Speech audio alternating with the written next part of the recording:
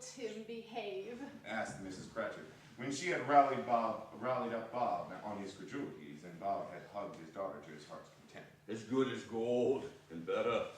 Somehow he gets thoughtful sitting by himself so much, and thinks the strangest things you ever heard. He told me, coming home, that he hoped the people saw him in the church, because he was a cripple, and it might be pleasant to them to remember upon Christmas Day who made lame beggars walk and blind men see. Bob's voice was tremulous when he told them this, and it trembled more and more when he said that Tiny Tim was growing strong and hearty. Well, his active little crutch was heard upon the floor, and back came Tiny Tim before another word was spoken, escorted by his brother and sister to his stool beside the fire. And while Bob, turning up his cuffs as if, poor fellow, as if they were capable of being made any more shabby, compounded some hot mixture in a jug with gin and lemons, and stirred it round and put it on the hob to simmer. Now, Master Peter and two ubiquitous young Cratchits went to fetch the goose, with which they returned, and soon in high procession. For such a bustle ensued that you might have thought a goose the rarest of all birds, a feathered phenomenon to which a black swan was a matter of course, and in truth, it was something very like it in that house. Mrs. Cratchit made the gravy hissing hot, and Master Peter mashed the potatoes with incredible vigor, and Miss Belinda sweetened up the applesauce, and Martha dusted the hot plates. And Bob took Tiny Tim beside him in the tiny corner at the table, and the two young Cratchits set chairs for everybody, not forgetting themselves, and mounting guard upon their post, crammed spoons into their mouths.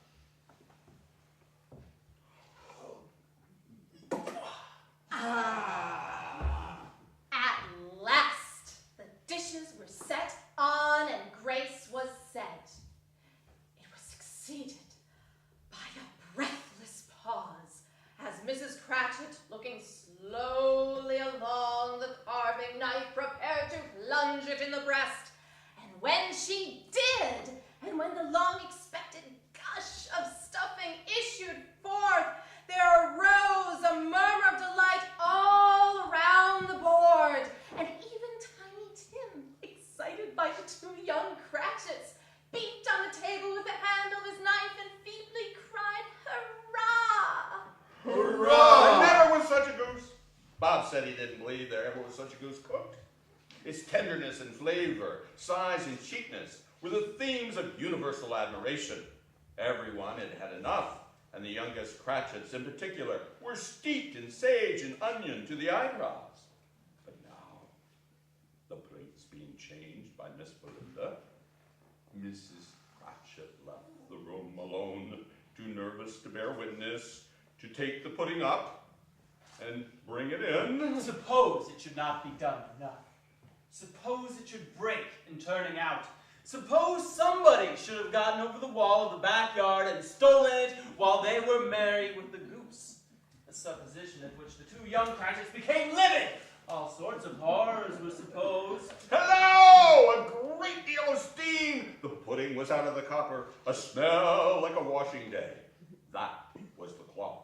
A smell like an eating house and a pastry cook's next door to each other, with a laundress's next door to that. That was the pudding, and at the minute Mrs. Cratchit entered, flushed, but smiling proudly, with the pudding like a speckled cannonball, so hard and firm, blazing in halves of half, a quart of ignited brandy, and bedight with Christmas holly, stick-a-dig-a-tom! Woo! Oh, a wonderful pudding, Bob Cratchit said, and calmly, too, that he regarded it as the greatest success achieved by Mrs. Cratchit since their marriage. Mrs. Cratchit said that now the weight was off her mind, she would confess she had her doubts about the quantity of flour. At last the dinner was all done, the cloth was clear, the hearth swept, and the fire made up. And all the Cratchit family drew round the hearth, and at Bob Cratchit's elbow stood the family display of glass. 2 tumblers and a custard cup without a handle. But these held the hot stuff from the jug however well as any golden goblets would have done, and Bob served it out with beaming looks, while the chestnuts on the fire sputtered and cracked noisily, and Bob proposed, Merry Christmas to us all, my dears. God bless us. Which all the family re-echoed. God bless us. God bless us, everyone, said Tiny Tim last of all.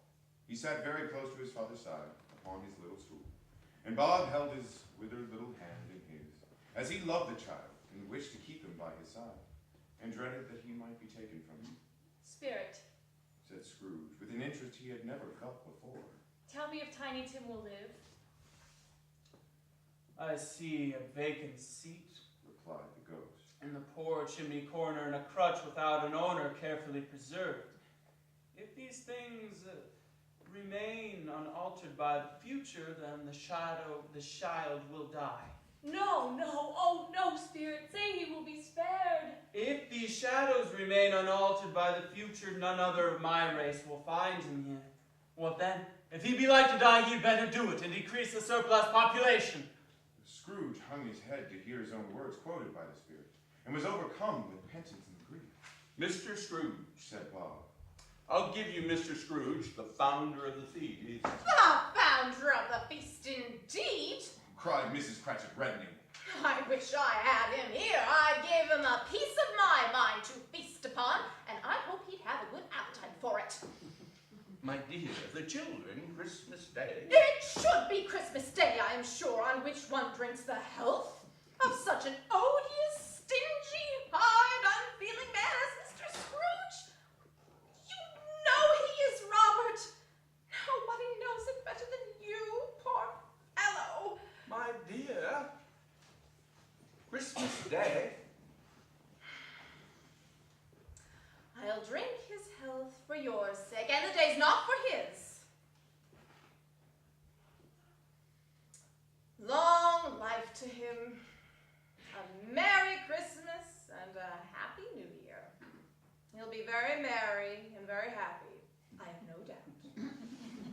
The children drank the toast after her, and it was the first of their proceedings which had no heartiness. Tiny Tim drank it last of all, but he didn't care twopence for it. Scrooge was the ogre of the family, and the mention of his name cast a dark shadow on the party, which was not dispelled for a full 5 minutes. After it had passed away, they were 10 times merrier than before, from the mere relief of Scrooge, the baneful being done with. They were not a handsome family. They were not well dressed, and their shoes were far from being waterproof. Their clothes were scanty, but they were happy, grateful, pleased with one another, and contented with the time. And when they faded, and Scrooge looked happier yet in the bright sprinklings of the spirit's torch at parting, Scrooge had his eyes upon him, and especially on Tiny Tim, until the last. By this time it was snowing pretty heavily and growing darker, and as Scrooge and the spirit went along the streets, the brightness of the roaring fires in kitchens, parlors, and all sorts of rooms was wonderful here. The flickering of the blaze showed preparations for a cozy dinner. It was a great surprise to Scrooge to hear a hearty laugh. It was a much greater surprise to Scrooge to recognize it as his own nephew's, and to find himself in a bright, dry, gleaming room, with the spirit standing smiling by his side and looking at that same nephew with approving affability. Laughed Scrooge's nephew. If you should happen, by any unlikely chance, to know a man more blessed in a laugh than Scrooge's nephew, all I can say is, I should like to know him too. When Scrooge's nephew laughed in this way, holding his sides, rolling his head, and twisting his face into the most extravagant contortions, Scrooge's niece, by marriage, laughed as heartily as he. And their assembled friends, being not a bit behindhand, roared out lustily. And he said that Christmas was a humbug as I live, Cried Scrooge's nephew. More shame for him, Fred. Said Scrooge's niece indignantly. She was very pretty, exceedingly pretty, with a dimpled, surprised-looking capital face, a ripe little mouth that seemed made to be kissed, as no doubt it was. All kinds of good little dots about her chin that melted into one another when she laughed. He's a comical old fellow, that's the truth, and not so pleasant as he might be. However, his offenses carry their own punishment, and I have nothing to say against him. I'm sure he is very rich, Fred. Hinted Scrooge's niece. At least you always tell me so. And what of it, my dear? His wealth is no use to him. He don't do any good with it. He don't make himself comfortable with it.